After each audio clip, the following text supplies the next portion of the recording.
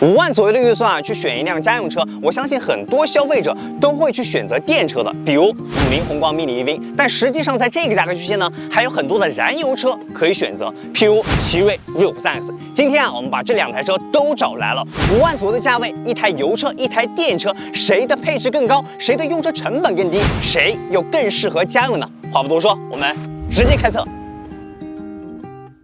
首先我们来测一下2台车的空间说实话，我觉得都有点欺负宏光 mini EV 了。毕竟瑞虎 3X 呢，它是一台小型 SUV， 它的车长已经4.2米，而宏光 mini EV 呢，它的车长在3米出头一眼可见这2台车孰大孰小。不过我们还是先去车里面体验一下。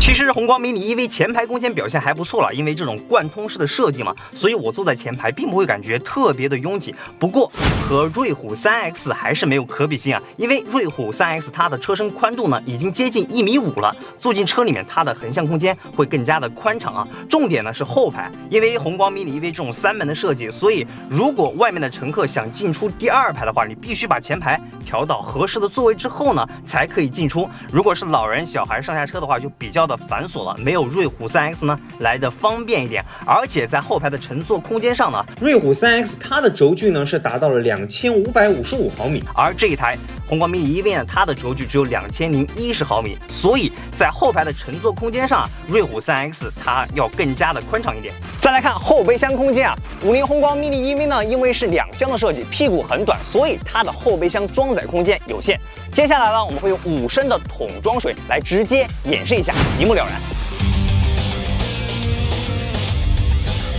瑞虎 3X 呢，一共是装了24桶5升的桶装水，而且这个地方还有剩余的空间。而宏光 mini EV 呢，一共只装了6桶5升的桶装水。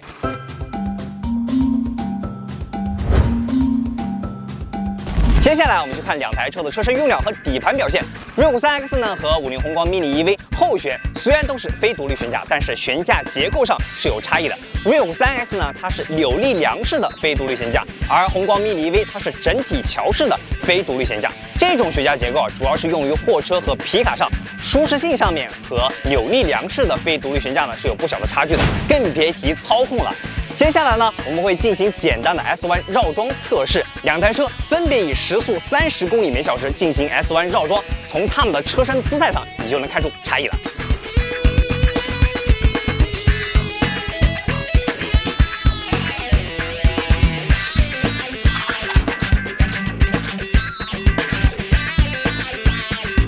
不难看出，在经过 S1 绕桩时，瑞虎 3X 的车身姿态更加的稳定，对侧倾的抑制呢要比宏光 mini EV 更好。另外在车身安全上，瑞虎 3X 它的车身高强度钢占比呢已经达到了60%，是要比50宏光 mini EV 更高的。在安全配置上，2台车虽然都搭载了前排的双气囊，不过瑞虎 3X 呢，它是要多出通风式的刹车盘和胎压显示，而且在高速上行驶的时候呢，50宏光 mini EV 它的车身很轻，只有0.78吨，高速上开起来容易发飘而瑞虎 3X 它的最高时速呢可以做到165公里每小时，在高速上开呢更加的安心，也更加的放心。当然了，很多人觉得电车省钱到底是不是这样呢？其实电车也就是用起来比较省钱。我们可以做一个计算就按照1年跑5000公里，瑞虎 3X 的油耗呢，就按照官方标定的100公里6.9升，50宏光 mini EV 它的100公里电耗就是10度电左右来计算